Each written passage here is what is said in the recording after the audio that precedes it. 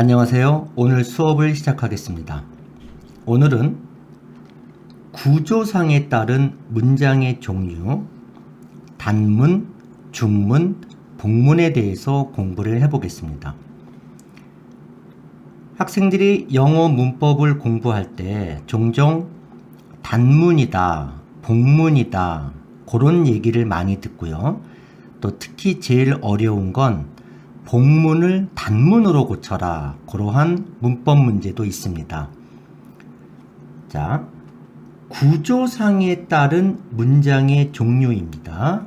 우리가 예전에 문장의 형식,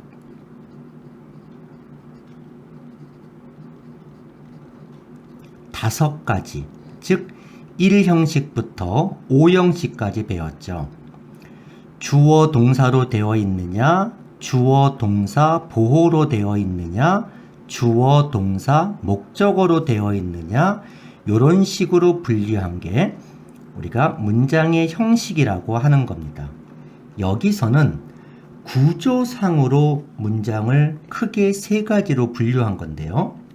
1번, 단문이라는 게 있는데요. 단문은 길이가 짧다, 길다 그런 것이 아니라 문장의 주어와 동사가 하나만 있다라는 이야기입니다.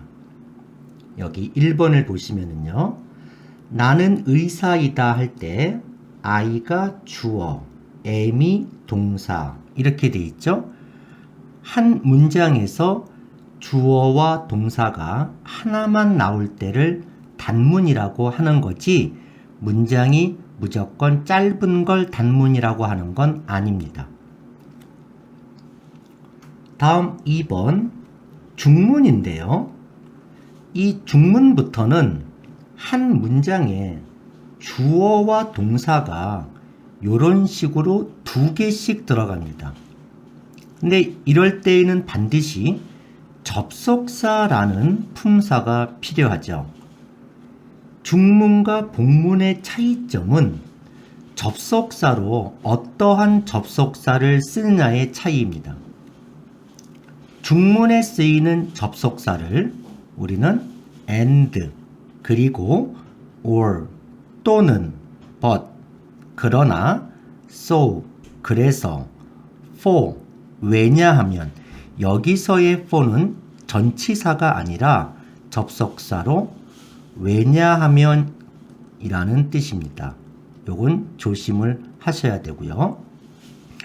그래서 2번 문장을 보면은 나는 의사이고 너는 교사이다. 나라는 주어, am이라는 동사가 나왔는데 접속사가 있고요. 그 다음에 you라는 주어, ore라는 동사가 또 나와 있죠. 요렇게 생긴 걸 중문이라고 하는 겁니다. 우리가 영어를 처음 배울 때 1번, 2번 같은 예문을 많이 보게 되죠. 요게 보통 저학년에서 요런 구조를 띠게 되어 있습니다. 다음 3번 복문입니다. 복문 역시 주어와 동사가 두 개씩 있고요. 그 중간에 접속사가 있는 건데 이 경우는 요 뒤에 부분 접속사 플러스 주어 동사로 돼 있는 부분하고 이 앞부분이 순서가 바뀔 수도 있습니다. 보통 접속사로 시작하는 문장은 구별해 주기 위해서 요 가운데에 쉼표를 보통 찍게 되어 있죠. 3번과 4번 예문을 보겠습니다. 나는 그가 정직하다는 것을 안다. 나라는 주어, 안다라는 동사, he라는 주어, is라는 동사, 주어 동사가 두 개씩 나와 있죠. 그리고 요 중간에 that이라는 접속사가 있습니다.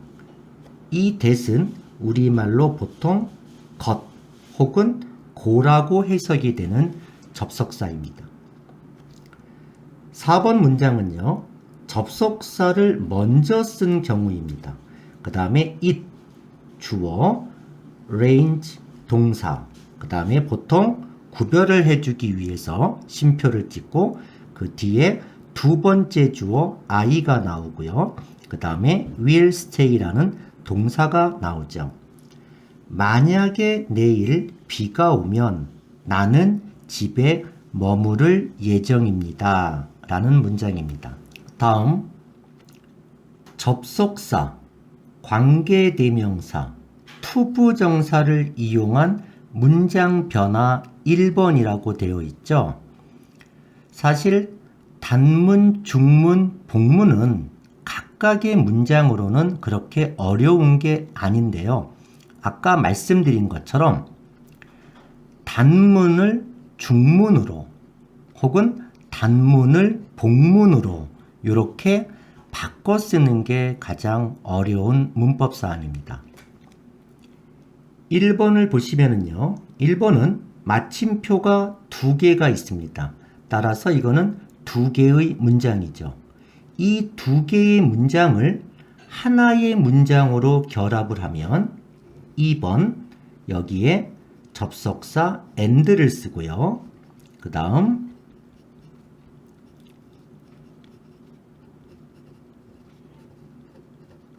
뒷부분을 그대로 써주면 되겠죠. 그래서 여기에 있는 요 and를 이용해서 이건 중문으로 바꾼 겁니다. 다음 3번은 나머지는 다 똑같은데요.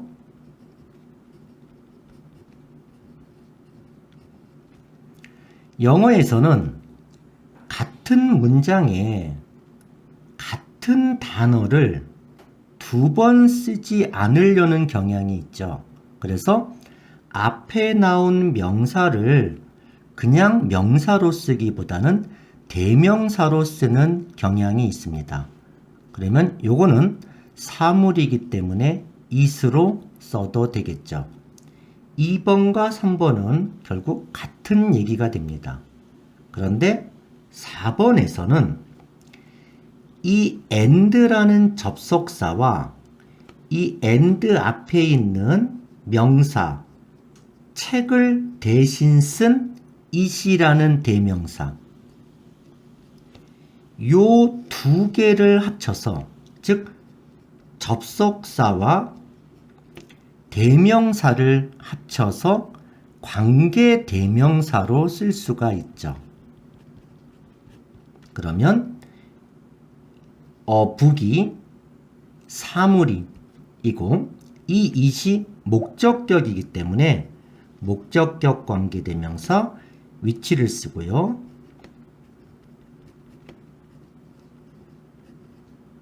네, 이렇게 해도 지금 1번, 2번, 3번, 4번이 거의 유사한 문장이 됩니다. 4번을 해석하면은요, 나는 내가 읽을 책을 가지고 있다. 그렇게 되죠. 관계대명사는 해석이 되지는 않습니다. 그러면 이 4번은 과연 단문, 중문, 복문 중에 어떤 문장인가요? 먼저 I라는 주어가 하나 있고요. have라는 동사가 하나 있고요. 그 뒷부분에 I라는 주어가 또 나오죠. 그 다음에 will lead 라는 두 번째 동사가 등장을 합니다. 그리고 관계대명사는 접속사와 대명사가 결합된 거기 때문에 요걸 우리가 접속사로 보면 되겠죠.